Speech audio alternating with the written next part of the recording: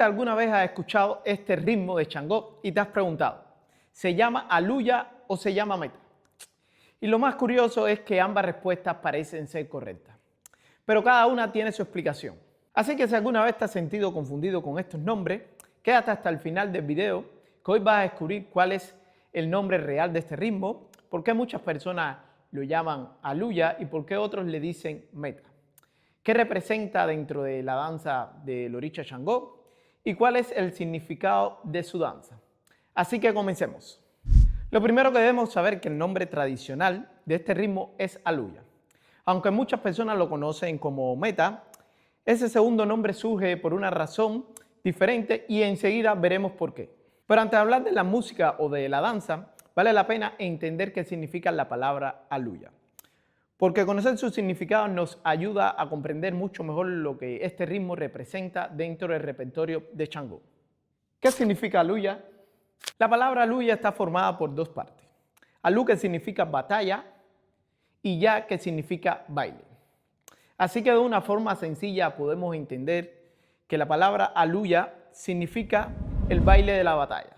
Entonces, ¿por qué muchos le llaman Meta? Aquí es donde suele surgir la confusión. En lengua yoruba, Meta significa tres y este ritmo tiene una estructura ternaria, es decir, se organiza alrededor de tres pulsos o tres golpes principales. Por esa razón, con el tiempo, muchas de las personas comenzaron a llamarlo simplemente Meta.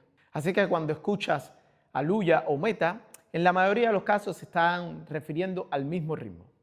La diferencia está en el origen del nombre, Aluya, que describe el significado de la danza, mientras que Meta hace referencia a su estructura musical.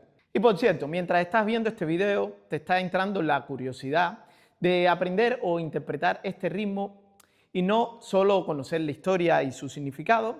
En nuestra plataforma online CDC Dance Academy tenemos un curso dedicado al Orisha Changó, donde podrás aprender paso a paso con una guía simple la técnica de la danza de este ritmo, además de la interpretación del carácter del Orisha y el significado que hay detrás de cada uno de sus movimientos. Además, también estudiarás otros ritmos del repertorio de este Orisha para que tengas una visión y un entendimiento más completo acerca de sus danzas.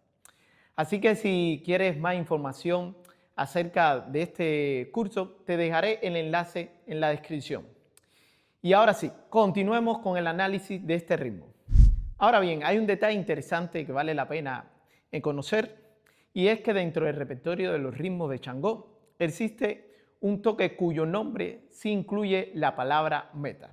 Estamos hablando de Arameta, también conocido como Meta Meta. En este caso, Arameta es el patrón rítmico que acompaña el conocido canto La Meta, la Meta, la Meta. La Meta, la Meta, la Meta.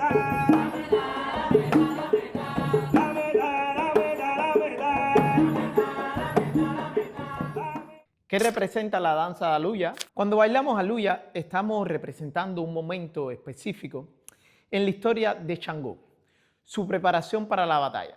Por eso dentro de la danza hay un movimiento muy característico en el que el bailarín hace el gesto como de ponerse primero el pantalón y luego una camisa. Aunque a simple vista pueda parecer que solo está imitando el acto de vestirse, en realidad ese movimiento simboliza que Changó se está colocando su armadura antes de entrar en combate. Además, Aluya también tiene otro significado muy importante. Simboliza el instante en el que Changó captura los rayos y los dirige hacia la tierra, abriendo la semilla para hacer posible la siembra y la fertilización. ¿Dónde aparece ese ritmo dentro del repertorio de Changó? Desde un punto de vista musical, Aluya suele ser el ritmo con el que se cierra una secuencia dedicada a Changó. Es decir, tradicionalmente no es el primero que se interpreta, sino el último.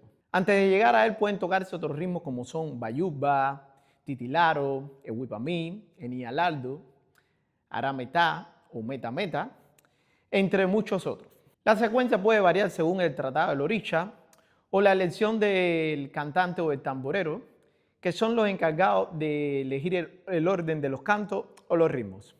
Un buen ejemplo de esto es este siguiente video en el cual vamos a ver cómo se interpreta primero el ritmo Chachalo Cafú y luego pasamos al Aluya.